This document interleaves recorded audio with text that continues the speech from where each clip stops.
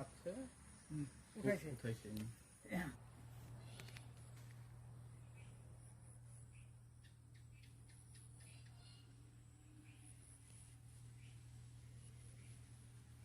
আমি যোৱাকালি ডিউটি কৰি আছিলোঁ, হাতীৰ ডিউটি আছিল আৰু জংঘল ডিউটি কৰি আছিলোঁ।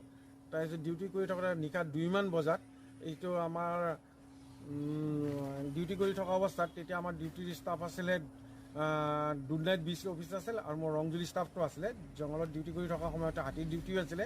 ডিউটি কৰি সময়ত এখন কাঠগাঁৱৰ গাড়ী অহা দেখি গাড়ীখন ৰখালোঁ আৰু তাত দেখিলোঁ যে শাল কাঠ ভৰ্তি আছে, শাল কাঠখিনি ইয়াতে আছে। তাতে গাড়ীখন আমি জব্দ কৰিবলৈ সক্ষম হৈছোঁ।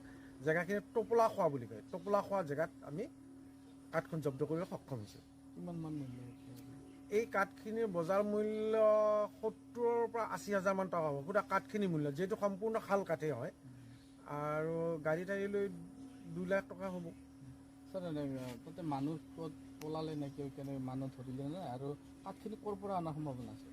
নাই, কাঠখিনিতো ধৰি লওক ক'ৰ পৰা আনিছে এতিয়া কোৱা টান হ'ব, কিন্তু মানুহখিনি গাড়ীখন যেতিয়া আমাৰ দেখিলে গাড়ীৰ ড্ৰাইভাৰটোৱে থৈ গাড়ীখন এৰি গুচি গ'ল, পিছে আমাৰ গাড়ীখন ইয়ালৈকে লৈ আনিছে, পলালে গাড়ী পলালে হয়।